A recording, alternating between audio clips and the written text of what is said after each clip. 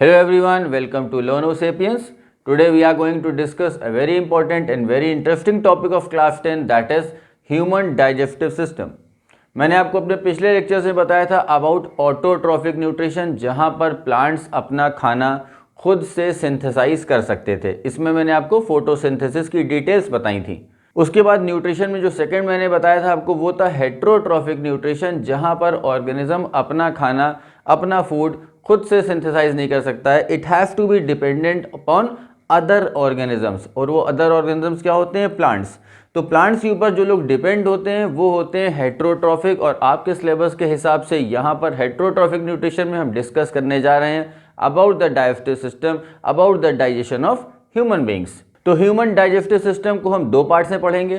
पहले पार्ट में हम पढ़ेंगे the structure, the parts of the elementary canal and associated digestive glands, और सेकेंड पार्ट में इसके हम पढ़ेंगे the entire process of digestion. तो अभी जो हम पढ़ने जा रहे हैं that is the parts of elementary canals and the associated glands with the elementary canal. तो शुरू करते हैं पार्ट्स ऑफ एलिमेंट्री कैनाल से। जो एलिमेंट्री कैनाल है ह्यूमन बींग्स का, that is divided into mouth and buccal cavity. This is the first part.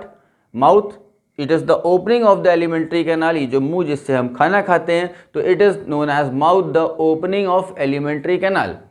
और this mouth opens into a cavity, जो मुंह के अंदर हमारे खाली जगह है, this is known as the buccal cavity, या इसको आप ओरल कैविटी भी कह सकते हैं। बुक्स में आपको ये दोनों टर्म मिल जाएंगे, बकल कैविटी या ओरल कैविटी। तो ये वो कैविटी है जहां पर हम खाना खाते हैं, जहां पर खाना हमारा पहुंचता है, और वहां पर हम इस खाने को च्यू करते हैं, चबाते हैं, और उसको छोटे छोटे पार्ट्स में टूट जाता है वो by the help of teeth, जिसको कि हम कहते हैं मैकेनिकल या फिजिकल डाइजेशन। बकल कैविटी के बाद ये खाना फेरिंक्स से होता हुआ ईसोफेगस में जाता है। तो हमारे जो पार्ट्स हैं, पहला पार्ट हो गया माउथ और बकल कैविटी, फिर फेरिंक्स, फिर उसके बाद ईसोफेगस। ईसोफेगस के बाद स्टमक आता है, जहाँ पर हमारा खाना पहुँचता है, टेम्परेली स्टोर होता है और डाइजेशन वहाँ पर खाने का होता है। फिर उसके बाद स्मॉल इंटेस्टाइन, जहाँ पर खाने का कंप्लीट डाइजेशन होता है। Complete digestion and absorption of digested food takes place in the small intestine. Small intestine के बाद जो नेक्स्ट पार्ट है that is the large intestine. Large intestine में क्या होता है? यहाँ पर अनडाइजेस्टेड फूड प्रेजेंट होता है, जो खाना डाइजेस्ट नहीं हो पाया है वो लार्ज इंटेस्टाइन में प्रेजेंट होता है। और फिर उसके बाद सबसे आखिरी पार्ट एलिमेंट्री कैनाल का आता है anus. It is the posterior opening of the alimentary canal through which the undigested food is released from the body. तो ओवरऑल जो एलिमेंट्री कैनाल के पार्ट्स हुए वो क्या क्या हुए? माउथ और बकल कैविटी, ये पहला पार्ट है। Second is pharynx, oesophagus, stomach, small intestine, large intestine and finally the anus. तो शुरुआत करते हैं first part of the elementary canal, that is mouth and buccal cavity. ये जो माउथ है मैंने आपको बताया, it is the anterior opening of the elementary canal through which the food enters into our body, into our elementary canal. अब ये जो term है बकल कैविटी, इसमें देखिए आखिरी में लिखा हुआ है कैविटी। कैविटी का मतलब होता है कोई खाली जगह। तो मुंह के अंदर एक खाली जगह प्रेजेंट है जहां पर खाना पहुंचता है। तो अगर कोई खाली जगह है, सपोज करिए आपका रूम, एक खाली स्पेस है, तो एक खाली स्पेस तभी क्रिएट हो सकती है जब उसके चारों तरफ दीवार हो, ऊपर छत प्रेजेंट हो और नीचे फ्लोर प्रेजेंट हो। तो ठीक वैसे ही अगर ये बकल कैविटी एक एंक्लोज्ड कैविटी है, तो इसके चारों तरफ दीवारें होनी चाहिए, कुछ एंक्लोजर होने चाहिए, एक छत होनी चाहिए और एक फ्लोर होना चाहिए। तो यहाँ पर देखते हैं बकल कैविटी में ये सारे स्ट्रक्चर्स कौन बनाता है। सबसे पहले आप देखिए लिखा है चीक्स एंड लिप्स। लिप्स जो है वो सामने की दीवार बनाते हैं, चीक्स साइड की दीवार बनाते हैं, टंग, टंग क्या है? फ्लोर बनाता है, floor of the buccal cavity, ठीक है, नीचे की तरफ प्रेजेंट होता है। पैलेट, ये रूफ बनाता है, roof of the buccal cavity. और उसके बाद टीथ, ये भी सामने से, लिप्स के साथ जो है ये सामने से बकल कैविटी की दीवार बनाते हैं। अब इनके फंक्शंस देख लेते हैं अलग अलग। जैसे cheeks and lips, cheeks and lips का फंक्शन होता है ये हाईली सेंसिटिव होते हैं, हाईली सेंसिटिव टुवर्ड्स टेम्परेचर, यानी हमको गर्म और ठंडे का जो एहसास होता है खाने का, वो इनसे बहुत तेज़ होता है। ठीक है, अगर आप चाय पी रहे हैं तो आपको लिप्स से फ़ौरन अंदाज़ा हो जाएगा कि ये चाय कितनी गर्म है या कितनी ठंडी है। अगर बहुत गर्म चाय होगी तो सबसे पहले लिप्स उसको सेंस करेंगे। तो ये काफ़ी सेंसिटिव होते हैं in detecting the temperature of the food what we are eating. फिर उसके बाद टंग, टंग में क्या होता है? टंग का दो काम होता है। पहला काम होता है टंग का in detecting the taste of the food. Tongue के अंदर क्या चीज़ होती है? Tongue has taste buds. Tongue के अंदर टेस्ट बड्स प्रेजेंट होती हैं और इसलिए टंग आसानी से हमको सेंस करा सकती है खाने का टेस्ट कैसा है, स्वीट है, सॉल्टी है, सार है, बिटर है। तो ये सारे टेस्ट जो होते हैं ना, वो टेस्ट बड्स जो कि टंग में प्रेजेंट होती है वो आइडेंटिफाई करते हैं, वो पहचानते हैं। तो tongue helps in detecting the taste. और दूसरा काम टंग का क्या है? जब आप खाना खाते हैं तो टंग से फूड को इधर उधर रोल आउट करते हैं, ठीक है। कभी खाना इधर चला जाता है, कभी खाना इस साइड आ जाता है। तो जब हम खाना चबा रहे होते हैं, च्यू कर रहे होते हैं, उस वक्त ये tongue helps in rolling the food. अब ये रोलिंग से एक और फायदा है। देखिए, हम जब खाना खाते हैं उस वक्त सलाइवा सिक्रीट होता है। हमारे बकल कैविटी में सलाइवरी ग्लैंड की ओपनिंग्स प्रेजेंट होती हैं जहां से सलाइवा कंटिन्यूसली बकल कैविटी में आता रहता है। तो ये जो टंग होती है ये सलाइवा को फूड से मिक्स करती है ताकि खाना गीला हो सके। बिकॉज सलाइवा में, अभी मैं आपको थोड़ी देर में बताऊंगा कि सलाइवा में वाटर प्रेजेंट होता है, म्यूकस प्रेजेंट होता है और भी बहुत सारी चीज़ें प्रेजेंट होती हैं। तो जो मेन काम है कि सलाइवा को अच्छे से खाने में मिक्स करना, ये काम होता है टंग का। तो टंग के दो काम हो गए, एक तो टेस्ट वाला काम हो गया कि हमको टेस्ट समझ में आता है खाने का, और दूसरा टंग रोलिंग ऑफ फूड और mixing of the food with the saliva, इन दोनों काम में भी टंग हेल्प करती है। Now the next is palate, जो कि रूफ बनाता है बकल कैविटी का, ठीक। Next comes the teeth. अब ये टीथ जो है इनका बड़ा इंपॉर्टेंट रोल है। दांत का क्या काम है? दांत का काम है कि जो फिजिकल ब्रेकडाउन होता है, मैकेनिकल ब्रेकडाउन ऑफ फूड, यानी कि फूड को छोटे छोटे टुकड़ों में तोड़ना ताकि आगे चल के इनका जो केमिकल डाइजेशन है, जो एक्चुअल जिसको हम डाइजेशन बोलते हैं, chemical digestion of food with the help of enzymes, वो आसानी से हो सके। तो जो फिजिकल या मैकेनिकल ब्रेकडाउन ऑफ फूड है वो टीथ की हेल्प से होता है। अब देखिए, मैंने यहाँ पर एक टर्म लिखा हुआ है हेट्रोडोंट। इस टर्म का क्या मतलब है? हेट्रोडोंट का मतलब होता है डिफरेंट टाइप्स ऑफ टीथ, यानी हमारी जो टीथ है ना वो अलग अलग तरह के हैं। वो अलग अलग तरह के कौन कौन से हैं? सबसे पहला है इंसाइजर्स। इंसाइजर्स जो कि सामने की तरफ चार दांत होते हैं, ठीक है। सामने की तरफ जो चार दांत होते हैं, दीज आर द इंसाइजर्स, ठीक। इनका काम क्या होता है? Incisors are chisel shape, they are very sharp, आगे से धारदार होते हैं। तो जब आगे से धारदार होंगे, चिजल शेप होंगे, तो ये हेल्प करेंगे खाने की कटिंग में। यानी कि इंसाइजर्स, अगर आपसे पूछा जाए कि इनका फंक्शन क्या होता है, तो आप लिखेंगे कि they help in cutting the food. हम जो भी खाना खाते हैं, आप खाना खाते होंगे तो खाने को काटते किधर से हैं? सामने के दांत से या साइड के दांत से? सामने के दांत से खाना काटा जाता है। जो भी कटिंग होती है फूड की वो सामने के दांतों से होती है, क्योंकि ये दांत काफ़ी शार्प होते हैं, काफ़ी धारदार होते हैं। तो इंसाइजर्स का फंक्शन होता है for cutting the food. Incisors के बाद जो सामने चार इंसाइजर्स हैं, उसके बाद दोनों साइड में एक एक पॉइंटेड टीथ प्रेजेंट होता है जिसको ये कहते हैं कैनाइन। ये सेकेंड टीथ है, सेकेंड टाइप, ये कैनाइन होता है। ये आप देखिए पॉइंटेड मैंने बना रखा है, थोड़ा ज़्यादा पॉइंट इसलिए बना दिया ताकि आपको डायग्राम में अच्छे से दिखाई पड़े, ठीक है। ये कैनाइन्स दे आर पॉइंटेड, और पॉइंटेड हैं तो क्या करेंगे ये? They help in tearing the food, खाने को चीरने फाड़ने में काम करेंगे। जैसे हम बहुत हार्ड खाना खा रहे हैं, मोस्टली जो नॉन वेजिटेरियंस होते हैं उनके काम ये ज़्यादा आता है।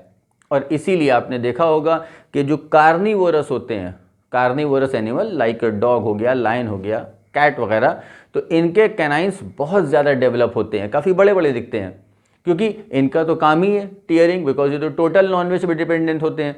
ह्यूमंस वो ओमनीवोरस है। ओमनीवोरस का मतलब जो कि प्लांट्स भी खाता है और एनिमल्स भी खाता है। तो इसलिए यहाँ पर कैनाइन्स का बहुत ज़्यादा रोल नहीं है, रोल है लेकिन बहुत ज़्यादा नहीं है। इसीलिए ह्यूमन बीइंग में कैनाइन्स प्रेजेंट तो होते हैं लेकिन बहुत ज़्यादा डेवलप नहीं होते हैं। अच्छा, बात कर लेते हैं हर्बीवोर्स की भी। अभी मैंने आपको कार्निवोरस बताया जिसमें कैनाइन्स बहुत ज़्यादा डेवलप होते हैं। ओमनीवोर यानी कि हम लोग, जिसमें कैनाइन्स होते तो हैं but they are not very well develop, ठीक। हर्बीवोर्स में क्या होता है? उनको तो नॉनवेज खाना ही नहीं है। हर्बीवोर मतलब जो घास खाते हैं, पेड़ वगैरह खाते हैं, तो उनमें कैनाइन्स का क्या हाल होगा? उनमें कैनाइन्स कैसे होते हैं? एक्चुअली उनमें कैनाइन्स होते ही नहीं है, because they don't have to tear the food. तो हर्बीवोर्स में अगर आपसे पूछा जाए कि कैनाइन्स प्रेजेंट होते हैं या नहीं प्रेजेंट होते हैं, तो आप ध्यान रखिएगा, herbivores they don't have to tear the food, therefore canines are absent in herbivores. फिर उसके बाद लिखा है प्रीमोलर्स। प्रीमोलर्स जो होते हैं वो कैनाइन्स के बाद दो दांत होते हैं दोनों साइड में, प्रीमोलस, कैनाइंस के बाद 2 दांत होते हैं दोनों तरफ, ठीक है। ये जो होते हैं ब्रॉड एंड फ्लैट होते हैं, चपटे दांत होते हैं, चौड़े होते हैं और चपटे होते हैं। और उसके बाद जो मैंने मोलर्स लिखा है ये भी ब्रॉड और फ्लैट होते हैं, यानी प्री मोलर्स और मोलर्स दोनों का शेप एक जैसा होता है, चौड़े होते हैं और चपटे होते हैं। जैसा मैंने आपको बताया प्री मोलर्स, कैनाइन के बाद 2 दांत और होते हैं, ये प्री मोलर्स हैं। इनके बाद 3 दांत और प्रेजेंट होंगे जिनको ही कहा जाता है मोलर्स। ये 3 दांत और होंगे जिनको कि हम मोलर्स कह रहे हैं, ठीक है। तो ये मोलर्स और प्री मोलर्स जो कि ब्रॉड और फ्लैट होते हैं, इनसे क्या होता है, चपटे होंगे, चौड़े होंगे। आपके जो पीछे के दांत हैं ये चौड़े होते हैं और चपटे होते हैं, जिनको हम प्री मोलर्स और मोलर्स कहते हैं। अब इनका काम क्या होता है, इनका काम होता है क्रशिंग द फूड, खाने को पीस देना। बिल्कुल जो हम अपने खाने को चबाते हैं वो किधर से चबाते हैं, सामने से, सामने से तो काटते हैं। तो चबाएंगे तो चबाने के लिए, उनको पीसने के लिए, उनको क्रश करने के लिए दांत को चौड़ा और चपटा होना चाहिए। तो वो काम प्रीमोलर्स और मोलर्स करते हैं, ठीक है। अब मैंने जो आपको यहाँ पर अभी दांत जब बता रहा था राइट फ्रॉम इंसाइजर्स, तो मैंने आपको बताया कि ये अपर जॉ मैंने बना रखा, लोअर जॉ में मैंने दांत नहीं बनाए। अब इसका यह मतलब नहीं कि लोअर जॉ में दांत नहीं होते हैं, सेम जो यहाँ होता है वही यहाँ पर प्रेजेंट होता है, ठीक है। तो इंसाइजर्स में मैंने एक जॉ की बात कर रहा हूँ, अपर जॉ में मैंने बनाए थे 4, ठीक है, 4 दांत सामने के। कैनाइंस में 2 होते हैं, 2 दांत होते हैं इधर इधर, यानी इंसाइजर्स के दोनों साइड में होते हैं। प्रीमोलर्स मैंने आपको बताया 2 इस साइड होते हैं, कैनाइंस के बाद 2 प्रीमोलर्स इधर और 2 प्रीमोलर्स इधर, तो टोटल हो गए 4, ठीक है। मोलर्स 3 इस साइड होते हैं और 3 इस साइड होते हैं, तो मोलर्स हो गए 6। तो कितने हो गए टोटल, 6 4 10 2 12 और 4 16। तो 16 टीथ इन वन जॉ, 16 यहाँ होंगे, 16 यहाँ होंगे, तो टोटल हमारे पास जो हम बोलते हैं 32 टीथ आर प्रेजेंट। तो अब इस पॉइंट पे आपको ये समझ में आ गया कि हमारे पास 4 अलग अलग तरह के दांत प्रेजेंट होते हैं। इन चारों के फंक्शंस अलग अलग होते हैं, इन चारों का शेप अलग होता है, इन चारों का फंक्शन अलग होता है। बस इसी टर्म को, यानी डिफरेंट टाइप्स ऑफ टीथ, इसी टर्म को हम बोलते हैं हेट्रोडोंट। तो हेट्रोडोंट का मतलब क्या हुआ, having different types of teeth. तो अगर आपसे पूछा जाता है कि हेट्रोडोंट का मतलब क्या है, या ह्यूमंस में हेट्रोडोंट टीथ क्या होते हैं, तो आप बताएंगे हेट्रोडोंट का मतलब होता है कि डिफरेंट टाइप ऑफ टीथ होते हैं, उनका शेप अलग होता है एंड देयरफॉर उनके फंक्शन भी अलग होते हैं। और ये 4 तरह के होते हैं, incisors, canine, premolars and molars, and this thing is known as heterodont. So this was all about the first part of alimentary canal, mouth and buccal cavity. अब इस buccal cavity में कुछ ग्लैंड्स ओपन होते हैं जिसको कि हम बोलते हैं सलाइवरी ग्लैंड। और इन सलाइवरी ग्लैंड्स का फंक्शन क्या होता है, ये सलाइवरी ग्लैंड सीक्रेट करते हैं सलाइवा। जब मैं आपको टंग के बारे में भी बता रहा था तो मैंने आपको वहाँ बताया कि टंग जो है वो सलाइवा को फूड से मिक्स करती है। तो अब यहाँ पर मैं बताने जा रहा हूँ कि सलाइवा सीक्रेट कौन करता है। Saliva is secreted by salivary glands which open into the buccal cavity. तो सलाइवरी ग्लैंड सलाइवा सीक्रेट करेंगे और वो सलाइवा हमारी बकल कैविटी में आ जाएगा। जो सेकंड मैंने बता रहा हूँ आपको, सलाइवरी ग्लैंड, तो ये salivary gland they will secret saliva and this saliva will enter into the buccal cavity, it will mix with the food. अब इस सलाइवा में क्या क्या प्रेजेंट होता है, कितने तरह के होते हैं सलाइवरी ग्लैंड, ये आपको मालूम होना चाहिए। तो पहली चीज, सलाइवरी ग्लैंड कितने टाइप्स के होते हैं, 3 टाइप्स के होते हैं सलाइवरी ग्लैंड, और ये तीनों टाइप जो होते हैं पेयर्ड होते हैं, यानी कि 3 pair of salivary glands are present in human beings. और इन सलाइवरी ग्लैंड्स का फंक्शन क्या है, सलाइवरी ग्लैंड का फंक्शन है कि ये सलाइवा सीक्रेट करते हैं, ठीक। और अब इस सलाइवा में क्या होता है, mainly saliva contains water, mucus, एक एंजाइम होती है नोन एज सलाइवरी अमाइलेज या टाइलिन, एक और एंजाइम होती है जिसका नाम होता है लाइसोजाइम। तो मेन कुछ चीज़ें जो मैंने आपको बताई अभी, जो कि आपको एग्जाम में लिखनी है, वो आपको लिखना है, वाटर प्रेजेंट होता है सलाइवा में, म्यूकस प्रेजेंट होता है, एक एंजाइम है लाइसोजाइम ये प्रेजेंट होती है, और दूसरी एंजाइम सलाइवरी अमाइलेज या इसका दूसरा नाम है टाइलिन। तो ये सलाइवरी अमाइलेज या टाइलिन ये एक एंजाइम हो गई, दूसरी एंजाइम हो गई लाइसोजाइम, ये 2 मेन एंजाइम्स प्रेजेंट होती हैं सलाइवा में। इसके अलावा वाटर और म्यूकस प्रेजेंट होता है। अब सलाइवा के ये जो कंपोनेंट्स हैं, वाटर हो गया, म्यूकस, लाइसोजाइम, सलाइवरी अमाइलेज, इन सब के फंक्शन क्या हैं, तो इसमें वाटर और म्यूकस जो है ये खाने में मिक्स हो जाता है और खाने की क्रशिंग में, खाने के ब्रेकडाउन में, जो फिजिकल ब्रेकडाउन हो रहा है उसमें हेल्प करता है। अगर हम मान लीजिए कि मिक्सर में कुछ पीस रहे हैं, ठीक है, तो अगर उस मिक्सर में जो भी सामान हम पीस रहे हैं उसमें थोड़ा सा पानी डाल देंगे तो वो जो भी चीज़ है मिक्सर के अंदर, जार के अंदर, वो अच्छे से पिस जाएगी। ठीक, तो उसी तरह से अगर खाना गीला होगा तो खाने की अच्छे से क्रशिंग हो जाएगी। तो ये वाटर और म्यूकस यही क्रशिंग में हेल्प कर रहे हैं, खाने को लुब्रिकेट कर रहे हैं। नेक्स्ट इज लाइसोजाइम, जो नेक्स्ट कंपोनेंट है सलाइवा का। Lysozyme is anti bacterial, bacteria को मारने वाली एंजाइम है। तो ये बैक्टीरिया को कहाँ कहाँ मारती है? पहला ये बैक्टीरिया को मारती है जब अगर हम खाना खा रहे हैं और उस खाने में कोई बैक्टीरिया प्रेजेंट है, तो यहाँ पर लाइसोजाइम जो कि सलाइवा में प्रेजेंट है, ये एक्ट करेगी on the food and it will kill the bacteria. ये पहला काम हो गया लाइसोजाइम का कि यहाँ खाने में जो बैक्टीरिया प्रेजेंट है उनको मार रहा है। अच्छा, ज़रूरी नहीं है कि जब खाना हम खाएं उसी वक्त सलाइवा सिक्रीट हो। सलाइवा दिन भर सिक्रीट होता रहता है। ऐसा नहीं है कि जब हम खाना खा रहे हैं तभी हमारा मुंह अंदर से वेट होगा, अंदर से गीला होगा। हाँ, खाना जब खा रहे होते हैं उस वक्त सलाइवा का जो सिक्रीशन है वो बढ़ जाता है, उसका अमाउंट बढ़ जाता है। लेकिन जब हम खाना नहीं भी खा रहे होते हैं तो क्या हमारा मुंह सूखा होता है? अंदर से नहीं, सूखा तो नहीं होता है, गीला रहता है। इसका मतलब थोड़ा बहुत सलाइवा हमेशा सिक्रीट होता रहता है। थोड़ा बहुत सलाइवा हमेशा सिक्रीट होता रहता है and it is present inside the buccal cavity. तो उस वक्त लाइसोजाइम का काम क्या होता है?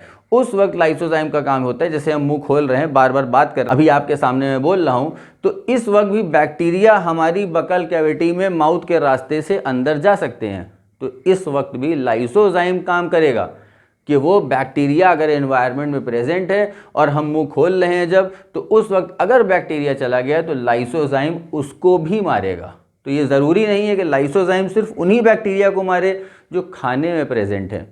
ये उन बैक्टीरिया को ही मारता है जो कि एनवायरनमेंट से, हवा से हमारे बकल कैविटी में एंटर कर जाते हैं। तो ओवरऑल इसका जो मेन पंच लाइन है लाइसोजाइम की कि मेन काम क्या करता है, तो it is anti bacterial, bacteria को मारता है। अब वो बैक्टीरिया चाहे जहर से आ जाए, खाने से आए, एनवायरनमेंट से आए, पानी से आए, किधर से भी बकल कैविटी में अगर पहुंच जाएगा तो लाइसोजाइम का वो शिकार ज़रूर हो जाएगा। And the last enzyme of saliva is salivary amylase, जिसको कि टाइलिन भी कहते हैं। सलाइवरी अमाइलेज, देखिए जहाँ भी इस चैप्टर में अमाइलेज वर्ड आएगा, जिस भी एंजाइम के आगे वर्ड लगा हो अमाइलेज, तो आप ये समझ जाइए कि this amylase enzyme is for the digestion, for the chemical breakdown of carbohydrate.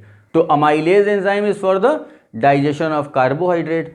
अब चूंकि ये अमाइलेज एंजाइम सलाइवा में प्रेजेंट है तो इसको कहते हैं सलाइवरी अमाइलेज। ठीक, ये करेगी क्या? It will break down starch to maltose. ये याद रखिएगा कि किसको किस में तोड़ रहा है। स्टार्च एक कार्बोहाइड्रेट है, तो इस स्टार्च को माल्टोज में तोड़ने का काम सलाइवरी अमाइलेज का है। आप चाहें तो इस बात को नोट कर लें कि सलाइवरी अमाइलेज किस कार्बोहाइड्रेट पे एक्ट करेगा और उसको कहाँ तक ब्रेक करके ले जाएगा, किस कंपोनेंट में तोड़ेगा। तो salivary amylase it breaks starch into maltose. तो यहां पर हम ये कह सकते हैं कि कार्बोहाइड्रेट का डाइजेशन बकल कैविटी से ही स्टार्ट हो गया है। ठीक है, कार्बोहाइड्रेट का डाइजेशन बकल कैविटी से स्टार्ट हो गया है। कैसे स्टार्ट हुआ है? सलाइवरी अमाइलेज ने कार्बोहाइड्रेट यानी स्टार्च को माल्टोज में तोड़ना शुरू कर दिया है। जो केमिकल ब्रेकडाउन है स्टार्च का माल्टोज में, वो सलाइवरी अमाइलेज कर रही है। तो technically we can say that yes, digestion of food starts in the buccal cavity itself. और उस फूड में किसका डाइजेशन शुरुआत होती है? कार्बोहाइड्रेट की।